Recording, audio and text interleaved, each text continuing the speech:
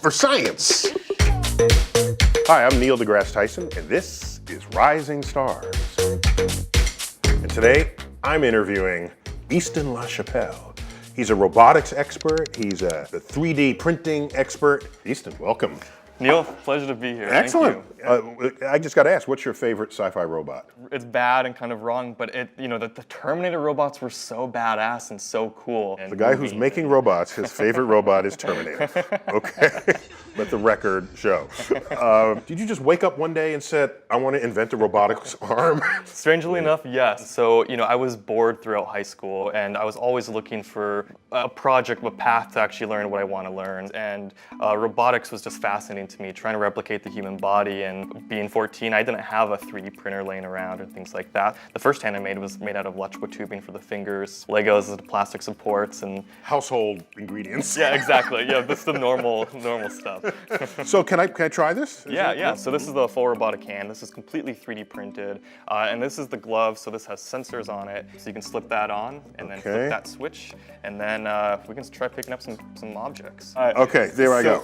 So this has variable control. Whoa. So if you slowly move your fingers, you can actually control where the position of the fingers. So it's geared in that. I mean, it's yeah, it's proportional. Proportional control. Yeah. Yep. So let me try the banana. Okay. Big more fingers around it. Okay. Okay. Very cool. Yeah. Let's do the water bottle. Okay. Now you just grab here. Yep. Yeah. This is the easy one. So yeah, this is easy. This is in there now. So this thing, all in all, when all the motors are actuated, it's very strong, and that's something that as these motor technology grows, that we almost start surpassing the human strength. And so, say if you want to pick up this ping pong ball, you can actually you can make these fingers go to kind of a point. So let's try that. All right.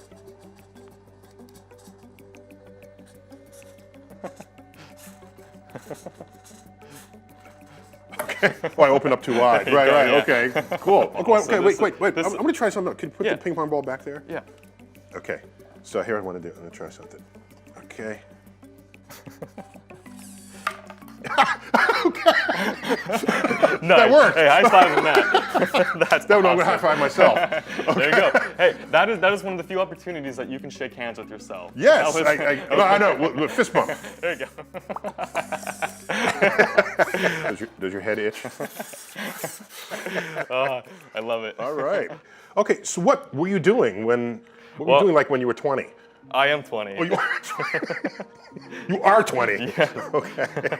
What motivated you? It's computer technology, it's engineering, it's human physiology. Exactly. The human anatomy, it's so hard to replicate. And even if you look at how your wrist rotates, you have two bones that crisscross. Now trying to replicate that mechanically is a really big challenge. And so on that point, it's one thing to replicate the human hand, recognizing the complexities to it. Right. But if you were starting from scratch, would a hand be something you would invent as the ideal tool? No, and that's the thing, is that there is actually more functional kind of grippers out there than the human hand. Than a human hand. And so no, it's not the most optimal kind of tool out there. But then I got to the point where there's kind of a line between functionality and then the psychological aspect of having something that is human-like. And that's actually what the current prosthetics are, is that you don't have a single prosthetic for every task. And there is no one universal prosthetic. And that is a big goal of this project, is to make something that is universal, something that's accurate, that you can pick up an egg and not break it, give them a tool that they can use, but is actually cheap and functional. That's one of the biggest problems with the current prosthetics, is that you pay for the functionality, and that price tag is upwards of $80,000. And something amazing is that it is completely 3D printed, and we made this open source, which means that you can go on our website, actually download the files, hit print on your 3D printer, and it's in front of you. And so that's a really cool business model. It's a really cool way to get technology to the people who need it, and it's something that it comes back to the internet in today's world, is that 5-10 years ago, there'll open source licenses didn't even exist. You could share files. 10 years ago, you were 10. That's also true. Don't tell me, well, way back. So from what you've read. Yes. Okay. And so we're seeing a lot of amazing things happen, and there's a couple reasons that we made it open source. One was the goal of the company, of this technology, was to help people, was to give them tools that they can use to regain independence and functionality back in their life. To do that, there's this whole overlying factor called the FDA within these medical devices. And that's actually one of the main reasons that we made it open source, was to help with some of the liability between us as a company and the users and amputees. And so by making it open source and having them actually create it, it helps. Which spreads the liability risk, I guess. And it's a way for us as a small company, as a startup, to actually, in a way, compete with these large prosthetic companies, which conventionally you would need millions of dollars, a credible infrastructure. I was going to ask, what was your competitive edge? And this is what you're describing. Right, exactly. It's that 3D printing is starting to, it's exponentially growing. And that's something in my life I've been able to experience, is that, the 3D printing was patented back in the 80s, but back in the early 2000s, that patent expired.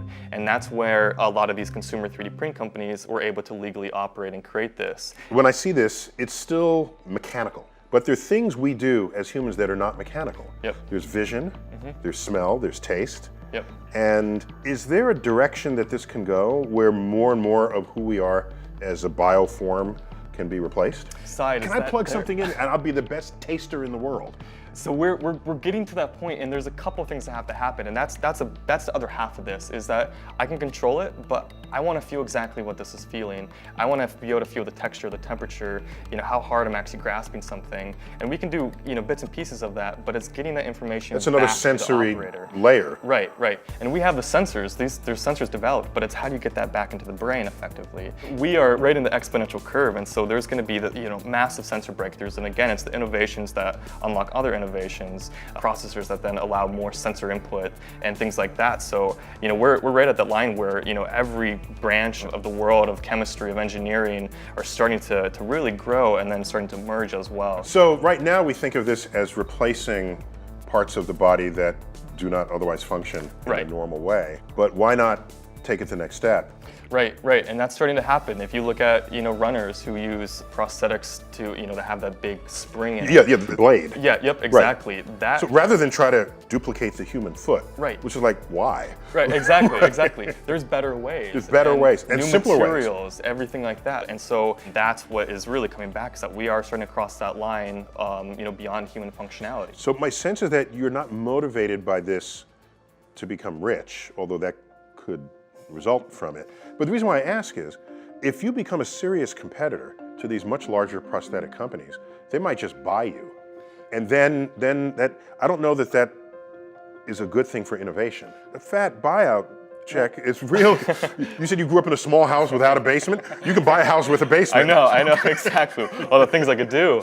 So that's a really good question. And so there's actually, I own two companies right now. One is Limited Tomorrow, which is this robotic humanitarian prosthetic side. And that's something that the goal is not to get rich or anything like that. It's to help people with this.